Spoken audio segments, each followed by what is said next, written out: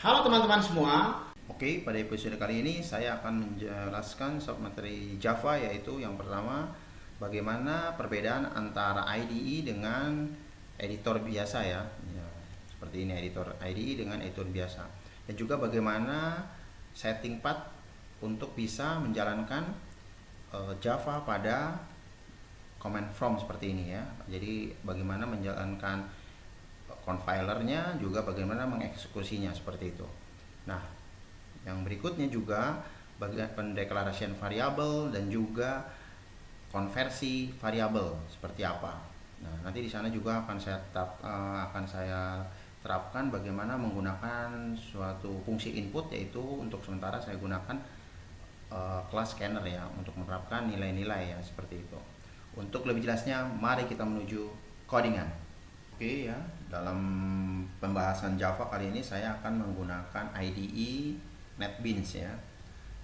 Kalau ada yang ingin menggunakan IDE yang lain, mungkin Eclipse atau MyEclipse dan yang lainnya tidak bermasalah ya, ataupun mungkin Android Studio seperti itu. Nah, yang jadi ini yang menjadi permasalahan apa sih, kenapa kita harus menggunakan IDE ya, Integrated Development Improvement, maksudnya suatu aplikasi yang dimana dikembangkan secara berintegritas seperti itu ya, konsep IDE. Jadi ya, kalau kita ibaratkan seperti editor plus, di sana ada editor, juga ada fasilitas editor, ada fasilitas debugger ya, debug, dan juga ada fasilitas built-in atau compiler dan eksekusinya seperti apa ya, seperti itu. Jadi ada 3 ya di sana yang menjadi titik acuh dari IDE seperti itu. Beda dengan editor biasa ya, di sana tidak memiliki debug dan juga tidak mampu melakukan built-in seperti itu, hanya bersifat sebagai editor seperti itu. Nah, ini tidak terkait permasalahan logik ya, penggunaan IDE atau dengan editor biasa atau Notepad++ lah misalnya seperti itu, tidak terkait dengan logik, hanya mempermudah programmer dalam pembuatan sintak ya, atau pengkodingan seperti itu. Misalnya begini, di dalam Java itu antara kelas dengan nama file itu kan harus sama. Nah, seandainya misalnya saya mengganti suatu nama file ya, misalnya kelasnya saya ganti, nih nama filenya saya ganti, otomatis kan harusnya kelasnya diganti. Nah, dengan fasilitas yang ada pada IDE seperti ini sudah otomatis saat saya mengganti ya, ini rename ya, saya ganti nih misalnya, otomatis kelasnya juga tergantikan. Misalnya di sini Java contoh seperti ini, langsung saya refactor.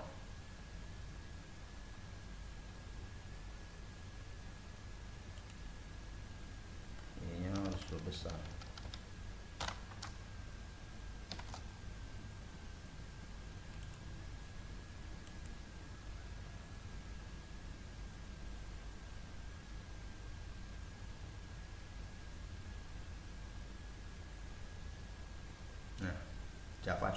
Java contoh. Ini mempermudah. Andai kata ini dilakukan pada editor, kita bisa saja ini kita ganti nama filenya, tetapi kita lupa mengganti kelasnya. Otomatis ini tidak berjalan seperti itu.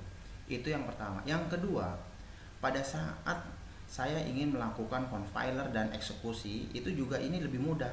Ini cukup right click misalnya, run file. Di sini sudah melakukan tindakan compiler dan eksekusi. Nah, seperti itu.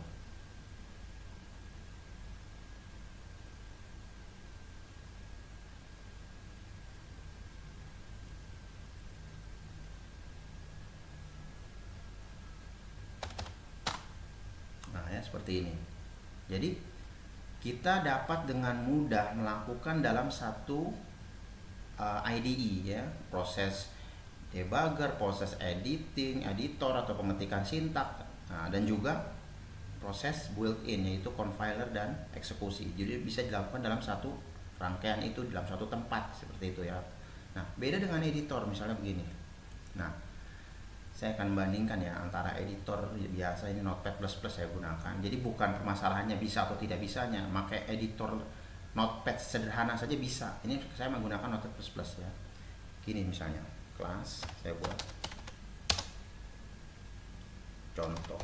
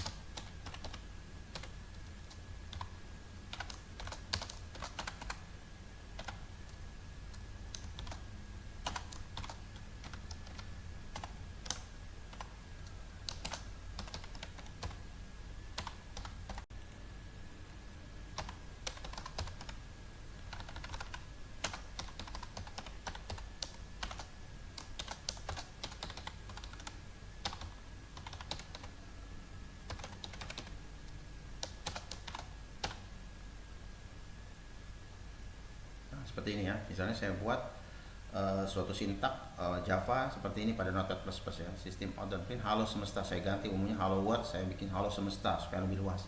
Saya simpan di sini ya, file save as.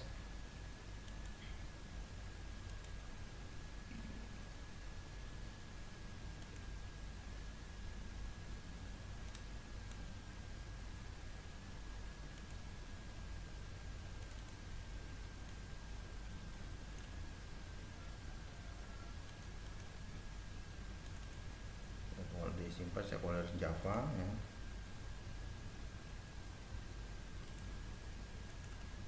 Ini saya kasih nama contoh juga ya, contoh.java. Oke. Nah, selanjutnya saya masuk ke command from ya. Command from saya sudah alihkan sini ke direktori Java, tempat Java itu disimpan. Saya dir ada di sini file Java ya, contoh.java. Nah sekarang saya compiler java.java contoh.java, enter. Nah ya, terjadi di sini permasalahan. Di sini Java is not recognized as an internal or external command, operable program or batch file. Kalau kita perhatikan ya, perintah Java itu bukan perintah internal dari DOS ya, karena kalau perintah internal DOS itu misalnya kayak dir yang tadi saya ketik, terus juga mkdir seperti itu, cd current directory ya, mkdir itu make directory seperti itu. Nah ini kan materi ini perintah-perintah internal, sedangkan ini perintah eksternal. Perintah eksternal ini harus berlaku di mana perintah itu berada, atau di posisi mana, di direktori mana perintah itu berada. Nah, lalu bagaimana agar perintah itu bisa diterapkan pada semua direktori atau drive sekalipun, di drive C, di drive D ya, drive apapun ya, termasuk direktorinya. Nah, untuk itu kita harus melakukan path ya. Jadi ini fungsinya ya, mengapa kita kok selalu misalnya nanti di materi yang lain kok selalu harus mengatur path seperti ini. Ini faktornya, agar sistem bisa membaca program Excel dimanapun berada, di direktori manapun berada. Oke, kita atur ya developmentnya di sini. Nah, kita klik sistem, kita advance system setting ya seperti ini. Nah, improvement variables, klik. Nah, kita pilih path. Nah, ini ya. Nah, terus kita tentukan di mana JDK atau file JDK, bukan file JDK, direktori JDK yang pada Java pada saat kita install JDK, Java Development Kits ya kan, akan terjadi nanti Java, direktori Javanya ada di mana? Di sini saya ada di program file, saya selalu di sini umumnya Java JDK 80 saya pakai ya.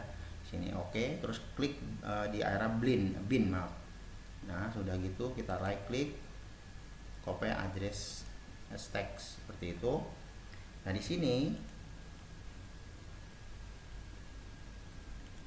di aturan path kita klik edit.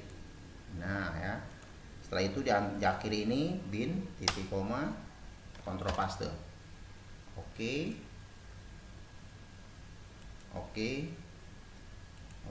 ya. Sekarang kita jalankan. Mungkin ini masih belum jalan karena mungkin harus di restart nanti ini. Kalau belum jalan juga, masih belum jalan, kita restart aja. CMD nya kita tutup dulu yang ini, kita panggil ulang.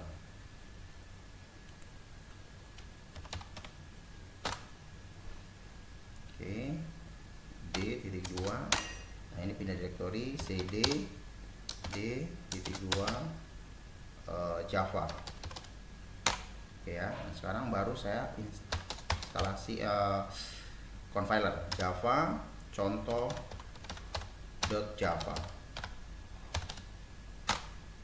Nah, sekarang dia bekerja ya. Oke, sudah berhasil. Sekarang baru Java contoh, bukan dot.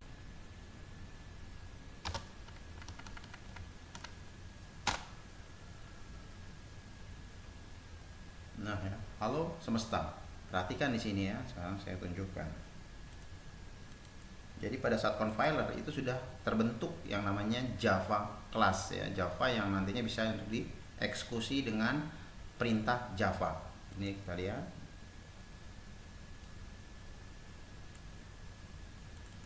Nah ya, ini contoh kelas. Ini contoh kelas ini hasil compiler. Sedangkan yang contoh Java ini, ya file Java ini, file yang pada saat saya simpan, ya menghasilkan contoh kelas. Contoh kelas hasil dari Java tadi ya.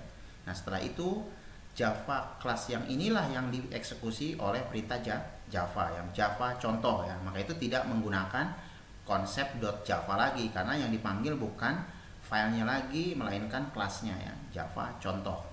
Ini langsung menghasilkan halo semesta, maksudnya seperti itu. Nah inilah yang membuat ya kenapa terbentuklah yang namanya IDE ya. Bisa dibayangkan ya, bekerja seperti ini akan banyak memakan waktu. Sudah disimpan terus saya lagi dieksekusi di sini. Nah ini terlalu banyak makan waktu sekali ya. Nah ini yang membuat akhirnya terbentuk IDE seperti itu. Oke ya, sekarang kita masuk ke pembahasan Java-nya. Pada Java, perhatikan di sini ada yang namanya metode utama. Metode utama itu apa? Metode utama itu yaitu public static void main. Ya, ini metode utama. Metode utama dalam Java ini sesuatu yang sifatnya keharusan. Ya. Sedangkan metode-metode yang lainnya atau function mungkin seperti ini. Ini ada yang namanya metode static void pribadi ya, seperti itu. Nah ini metode-metode yang dibuat atau diciptakan oleh kita, di mana nanti prosesnya harus berada di ruang lingkup atau batasan public static void main, harus tetap ya. Jadi boleh saja public atau function atau apa dibuat di atas ini atau di luar ini ya, di luar area ini, tetapi pada ketetapannya agar bisa dibaca atau diproses maka harus berada di area public static void main. Pada akhirnya harus ada berada di situ ya, karena kalau ini tidak ditetapkan di sini maka proses tidak berjalan seperti itu ya. Ambil contoh ya, saya buat sini. Nah di sini ada perbedaan Java class sama Java main class pada NetBeans. Java class itu tidak mendefinisikan atau tidak menetapkan public static void main. Misalnya begini, saya ambil ya ini, finish saja langsung.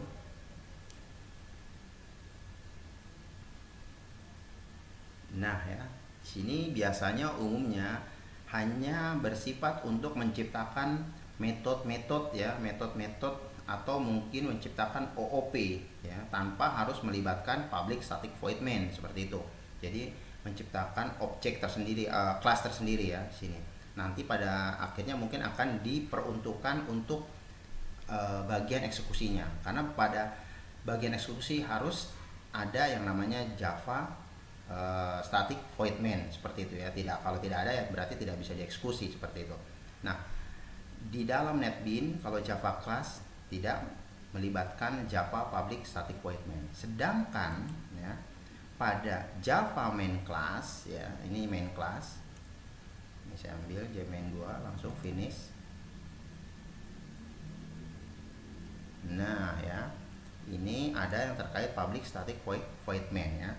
Nah, jadi dalam Java NetBeans itu dipisah antara Java class dengan Java main class seperti itu. Ya, pembahasan berikutnya yaitu mengenai variabel dan tipe data ya. Dalam mendeklarasikan variabel dalam Java yaitu harus dimulai dengan tipe datanya terlebih dahulu. Misalnya saya mau mendeklarasikan variabel nama misalnya. Nah, harus melibatkan nama atau tipe datanya. Misalnya tipe datanya string seperti ini. Harus ditetapkan dulu string, baru nama variabelnya. Nama misalnya Burhan, sama diakhiri dengan titik koma seperti ini ya. Nah, terus misalnya tipe data berikutnya misalnya integer ditetapkan dengan int ya, nil1 misalnya, sama dengan, karena integer berarti tidak menggunakan kutip 2 20 ya. Terus kedua ada juga namanya float. Nanti apa bedanya float dengan double ya, nil 2 misalnya, sama dengan ini pecahan ya. Kalau float double itu sudah merupakan pecahan 30.2 misalnya seperti ini. Nah,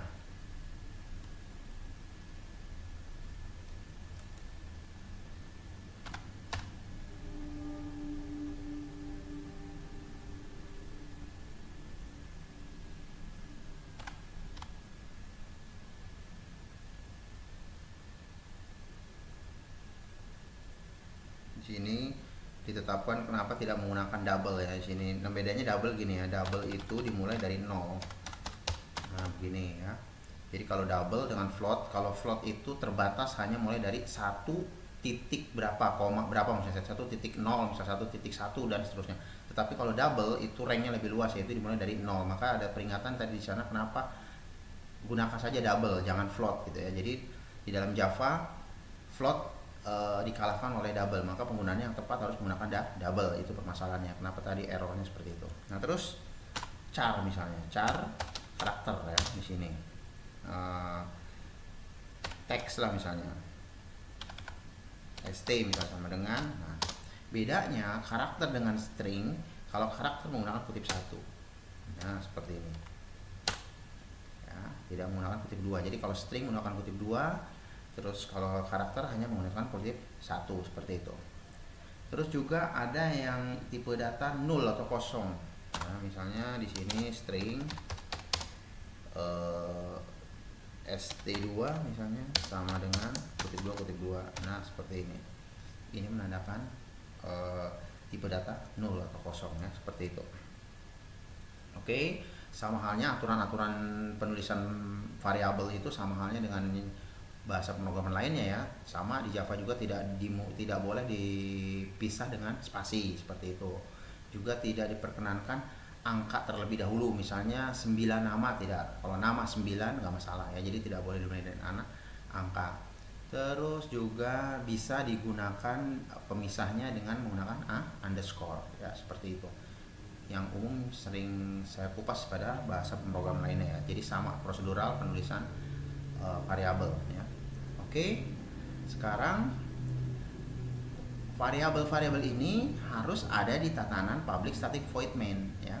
Kalau ada di antara atau di luar public class, di antara public class, di luar public static void main atau metode utama, berarti ini dinamakan variabel class ya. Variabel class itu nanti bisa diperuntukkan untuk metode-metode lainnya, atau juga bisa diperuntukkan untuk ke file-file yang lain ya pada saat dibutuhkan seperti itu.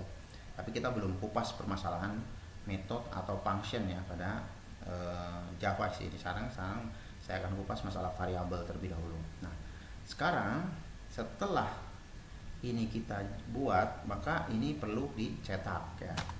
Nah, cara mencetaknya gunakan sistem sini, system.out.print.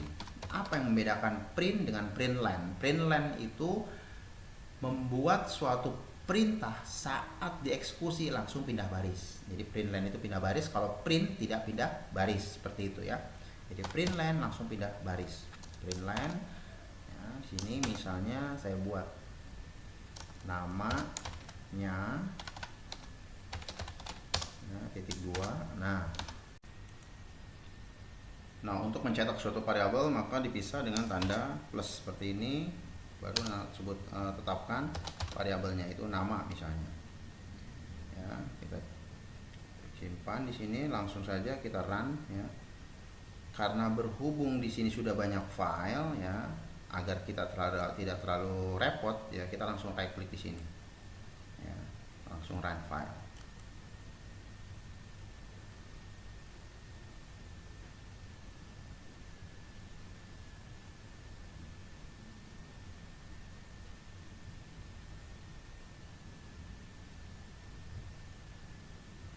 Namanya Burhan, ini yang membedakan ya, built-in-nya ada di bawah ya. Kalau kita tidak menggunakan len di sini, maka dia ininya ada di sampingnya. Kita cek ya.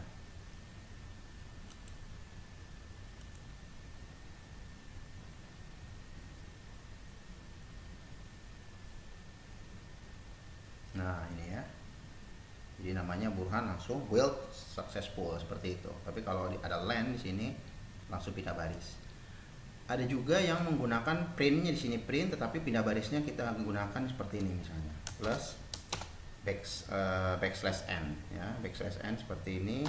Ini juga definisinya pindah baris ya, sama.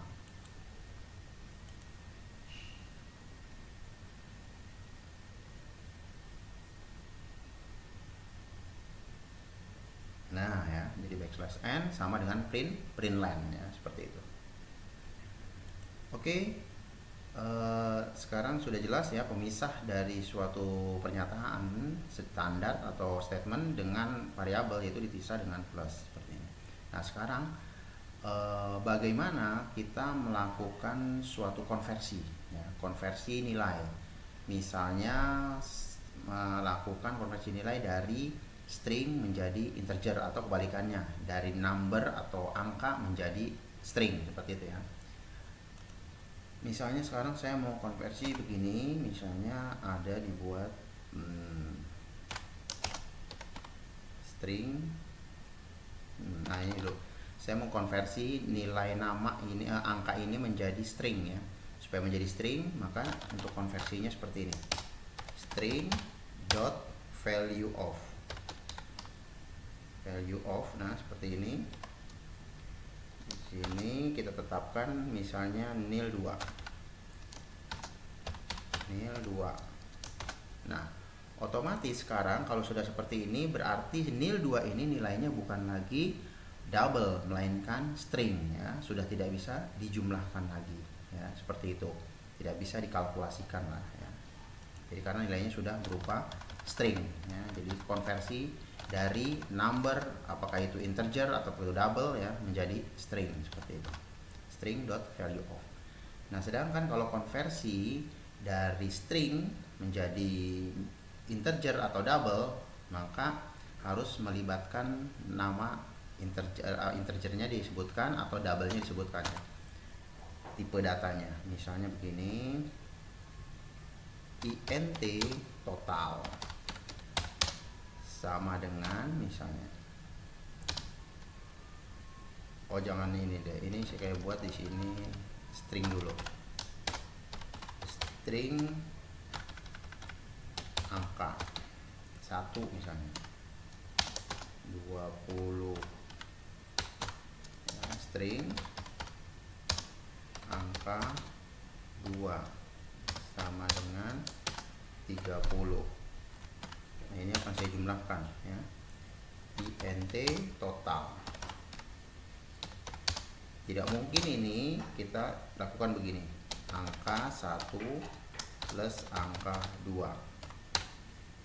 ya, maka jadi error. Kenapa? Karena string dengan string tidak mungkin dilakukan kalkulasi, maka diharuskan konversi nilai string itu menjadi integer, karena kita mencari total dengan nilai integer. Berarti di sini integer, ini cara ininya, integer dot ya. Nah, di sini parse ya, int. Oke, yang angka 2 juga kita konversi seperti ini. sama dengan yang pertama ya. Saya copy aja ini, paste, saya tutup di sini. Nah ya, sekarang sudah tidak ada masalah ya. Oke, sekarang kita cetak di sini, misalnya begini, system out.print. Ya, saya mau cetak juga angkanya, masukkan di sini angka 1 ya, plusnya kita cetak. Nah seperti ini, plus lagi, yang plus tanda kutip itu statement ya, pernyataan saja, angka 2 ya, terus plus kita cetak sama dengannya, baru plus total. Oke, sekarang kita jalankan.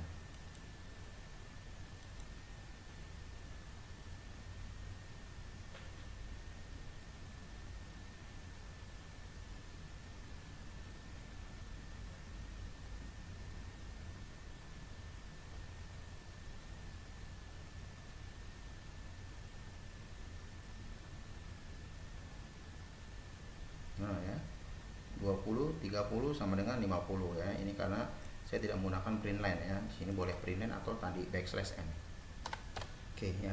Nah, sekarang bagaimana kalau saya ingin menjumlahkan, misalnya begini. Ini ada oke, ada double ya, nil 2. Misalnya saya menjumlahkan angka 1 yang string akan saya tambahkan, mungkin begini ya. int nil 1 akan saya tambahkan atau saya akan kalikan dengan double nil 2. Nah, deklarasinya tuh apa gitu kan. Nah, deklarasinya harus yang tertinggi. Desimal dengan yang bukan desimal berarti derajatnya lebih tinggi yang desimal, karena dia akan ada pecahan di sana ya kalau yang desimal. Maka kita harus tetapkan bukan int, melainkan double, seperti ini, double ini total 2, misalnya total 2 sama dengan nil 1 ditambah nil 2. Nah ya, jadi tetapkan yang tertinggi. Yang tertinggi yaitu pecahannya dibanding yang bukan pecahan. Double total 2. Oke, sekarang kita cetak. System.out.println. Ya, di sini saya masukkan nil 1 ditambah nil 2 sama dengan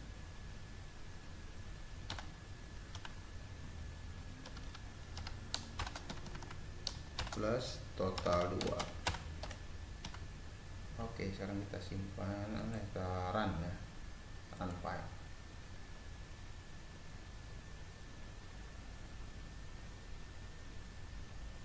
Nah ya, 20 sama dengan ya. Bagaimana sekarang kalau nilai string ditambahkan dengan nilai string atau dijumlahkan? Hasilnya bukan penjumlahan tetapi atau melainkan yaitu penggabungan nilai. Misalnya ini string gabung misalnya sama dengan angka 1 ditambah angka 2 ya. Jadi hanya bisa melakukan tindakan tanda penjumlahan ya, tapi tidak bisa untuk perkalian dan seterusnya. Seperti itu. Hanya plus di sini fungsinya hanya menggabungkan nih nilai. Oke, kita cetak sekarang.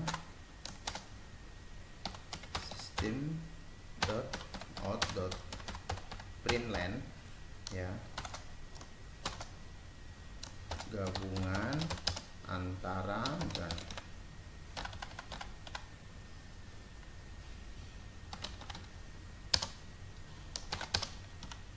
plus angka 1. Nah, angka 1 di sini angka 1 karena sudah string jadi tidak perlu lagi di ini kan. Plus dan angka 2 plus adalah plus di sini langsung masukkan gabung. Titik koma. Oke. Ya, sekarang kita run file.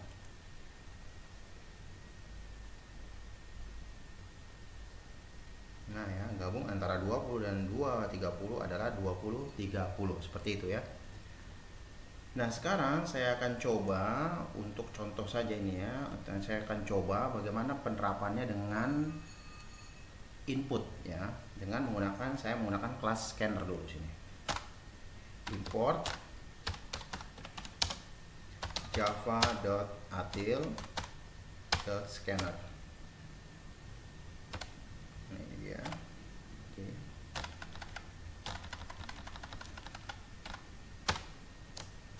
Scanner.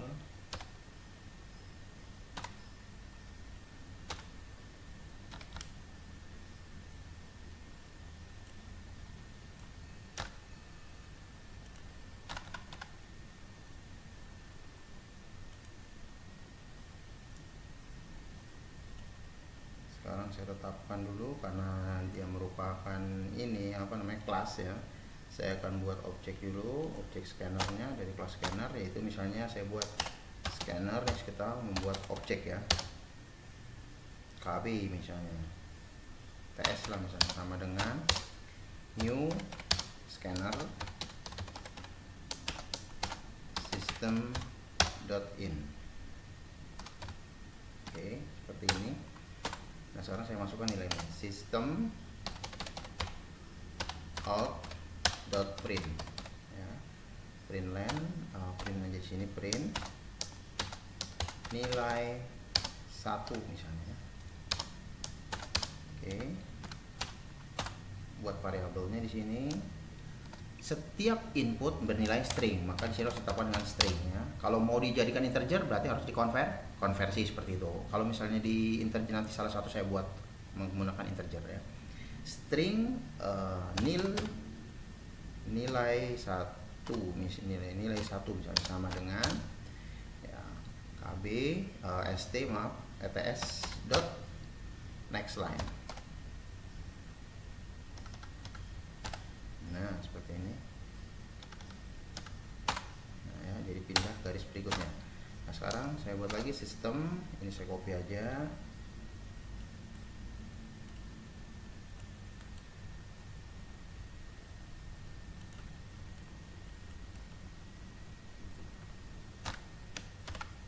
Nilai 2.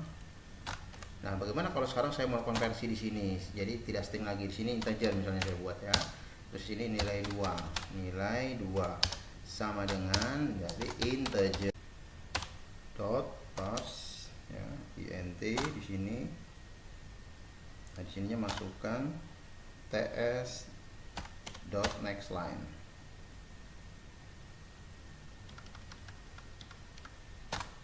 Nah, seperti ini. Oke. Nah, sekarang karena ini sudah nilai 2 sudah menjumlahkan integer ya. Sekarang kita menjumlahkan int total misalnya, int total 2 misalnya 3 lah misalkan, udah ada total 2 ya. Total sama dengan di sini masukkan nah, karena yang di awal nilai 1 belum dikonversi, maka di sini dikonversi integer dot parse int ya, jadikan nilai 1. Nah, yang berikutnya saya kali di sini ya, bukan penjumlahan dulu, nilai 2. Kenapa pada saat nilai 2 saya tidak konversi? Karena nilai 2 sudah melakukan konversi, sudah saya lakukan konversi integer pas int text dot next line-nya sudah dikonversi, jadi tidak memerlukan lagi konversi. Oke, sekarang kita cetak system dot out print line ya, saya gini saja, nilai 2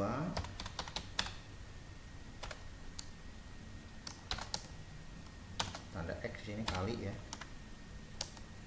terus nilai 1 dulu, nilai 1 nilai 2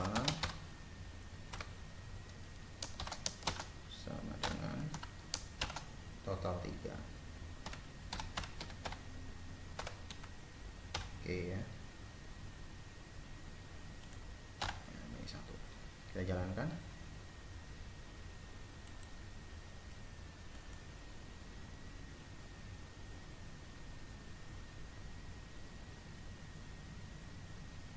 Di sini kita masuk misalnya 30, saya masukkan lagi 20 jadi 600 ya. Nah ya, 30 tambah 20 sama dengan 600, seperti itu.